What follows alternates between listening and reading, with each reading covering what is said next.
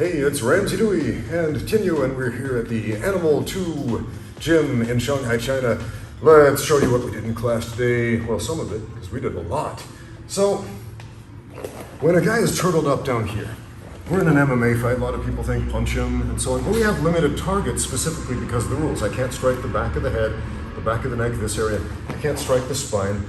So that leaves, some fairly non-damaging areas, and it's pretty easy to block the side of the head here. Not to mention that a good grappler has a ton of dynamic options and attacks from a turtle position.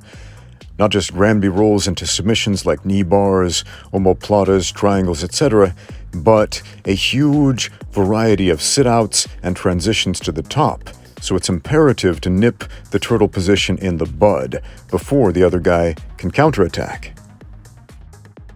And so, I'm going to grapple him. I want to take his back.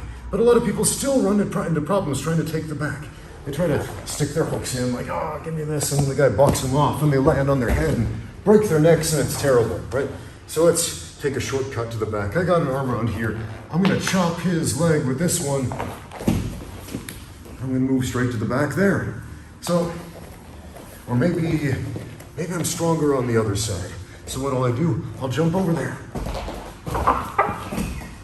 And I'll slide in here. It's essentially taking the side of my shin against the side of his shin. Let's chop it in here with a little bit of momentum. And then kicking it through and getting my backmount hook. Okay? So one more time. I'm right here. Right into backmount. So, let's do this from a couple other angles. Maybe on this side. So down here, go ahead and stay in front. Maybe you can back up a little. Right. And then on the other side. All right, so it's a really simple movement, but how do we end up here in a fight? Well, here are a couple of ways. Go and stand up. Last time we did some single leg stuff. Right, we're doing some hand fighting. Moving here, right, we got the single leg. We got the back. How about a mat return? Well, he's probably going to turtle up after that mat return. Maybe I'm hitting him. He's defending on this side, so let's go straight to the back. So one more time, up to speed. We're out here fighting. We're doing a kickboxing thing. And how about that takedown? Right, I get in here and fight. Get the back. Down the mat return. He's up here. Maybe I'm stronger on this side. Take this shin through there. And there I've got it. Here, Tim, you do that. Here you go.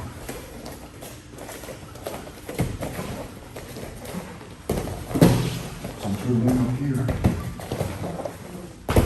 Then he's on my back. Let's do that one more time. Another angle. Okay.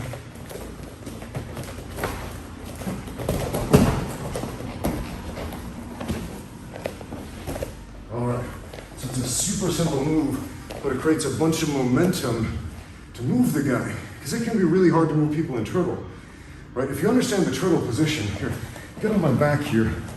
This can be a very powerful position. I mean, I can brand here, move into a triangle or something. I can, he's on my back.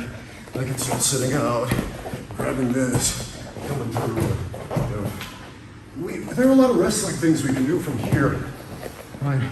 I can get up here. Maybe he's reaching around my neck. Okay, cool. I can get Peterson go right here. I mean, I'm not even doing justice to the amount of options you have. If you understand the turtle position, it's highly offensive, so you want to shut this down as quick as you can. So, as soon as I get that mat return, here, do it again. Go ahead. So he's going for the mat return. It's in my best interest to try to turtle up and move out. Sit out, do something before he can get control. Now, do the mat return, take my back. Go ahead. So I'm turtling, and immediately, he doesn't give me a second to think about it. I don't have my legs under me anymore. I don't have that type of explosive potential anymore. Because he swept my legs out from under me. It's a sweep. A sweep is any technique where you use your legs, right, to change position from the top, or from a bottom to a top position, or from a neutral to a dominant position. right? Whether it's a scissor sweep or this one. Now, one little detail is this little kick, this kick in the leg out. So, if you focus on the legs right here, I slide this shin to shin, and there's momentum that causes this to move. He starts to fall, I can't leave it here. So I gotta kick it out and then over to get that hook. And then I can get my second hook here, or if he does have his hand around my head, great. Now we can end up where I don't wanna go and open a whole can of worms about something else here. Let's do another situation. I'm gonna shoot, he's gonna sprawl. What can you do from here? Same thing, go for it, take the back.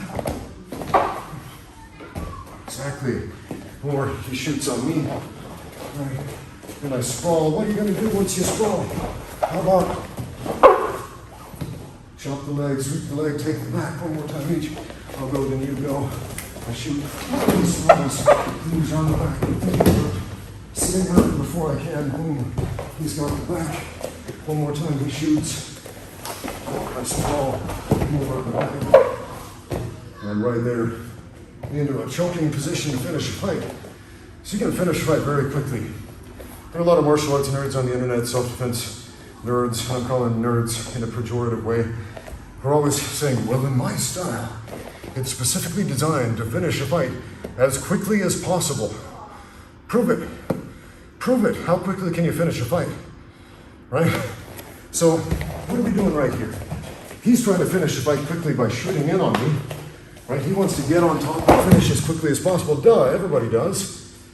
I'm actually going to finish the fight as quickly as possible by reversing position and then strangling him. Okay, the fight's over. Took seconds. That's pretty quickly. How much energy did that take? Not a great deal. Anyway, so there are a bunch of transitions to this turtle position. I mean, just scrambling on the ground, maybe right, he's in mount. Here, let's go to mount, right? And, oh, sure, side control. And I got this on the hook, right? And I'm fighting up here, and I get this, poke my head up, and look at that. I can go from side control bottom to back mount if I know these pathways. So it's definitely worth your time to memorize, to insert these movements into your muscle memory through gross repetition over time, so you develop these new pathways of movement. So in the middle of a scramble, like maybe we're in half guard or something. Right, so I got half guard, I've got underhook. He's on top trying to squish me, maybe I make a frame, I get this. I pop up here, I pull this up. And I didn't love that because he had his arm around my head. So let's do that one again. Because we don't want people hugging our head in half guard. So if I can get this underhook, right, if I can clear that, great. If I can get here, awesome. Where am I now? I'm in a position where I can move to the back. All right, so you're not limited with the specific scenarios that I showed you today. Anytime you move into turtle, you have that option to take the back. Now, this is super important. I see a lot of people do some silly things, some dangerous things that are dangerous to themselves and also to their training partners. So let's discuss some of those that are really common. Here, go to turtle.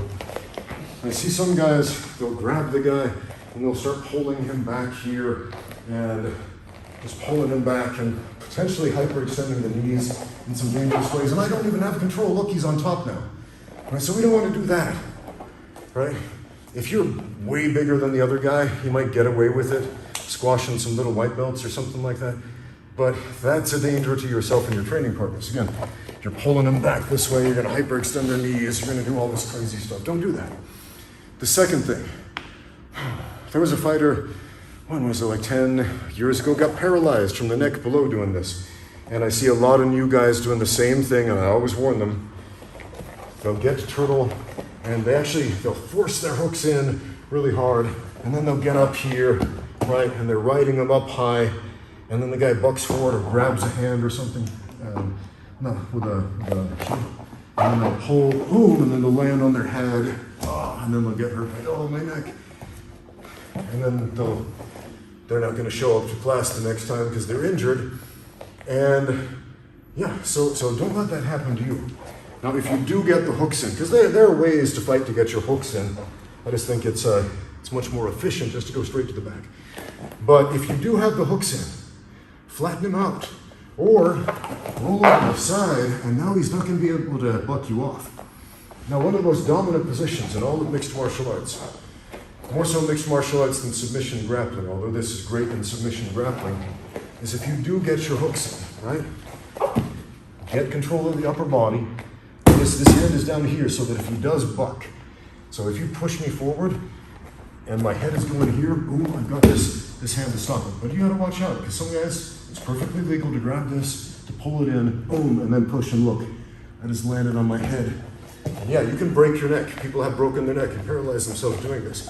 So be very careful about this position. I would say if you can get one hook in, and you can get control of really anything on the upper body, the head, the neck, and arm, a hook right here, just take that foot, push off, boom. Now get your second hook over or under, whichever you prefer, and then just fight from here. And then there's zero risk of getting bucked off from here, right? But again, the most dominant position, one last time, is just flattening the guy out. So if I do get both hooks in, and I do get control here, keep your head on the mat. And sorry about that, he's rolling over to the side, because he's already feeling why this is dangerous. And I'm just gonna sprawl down here. Now this, do you remember Rickson Gracie used to get guys in this position? Squish their head down and just punch them in the face. Actually, Rickson used to compete where you were still allowed to strike the back of the head and you just beat people up with his elbows. Oh man, it was brutal in those Wally Tudo days. But you're no longer allowed to strike the back of the head under unified rules, but check this out. Roll the head sideways. Now I can tee off on the face all I want. So,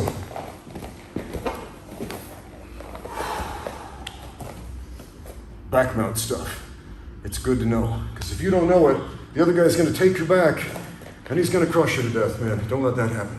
Thanks for watching. Now get out there and train. Do you like the gear I use in my training videos? Well, hey, get your own at xmartial.com. Don't forget to use my code Ramsey10 for 10% off all their great rash guards, spats, shorts, and martial arts training equipment. Again, that's xmartial.com, and that code is Ramsey10, good for 10% off everything on the website. Thanks for watching. Now get out there and train.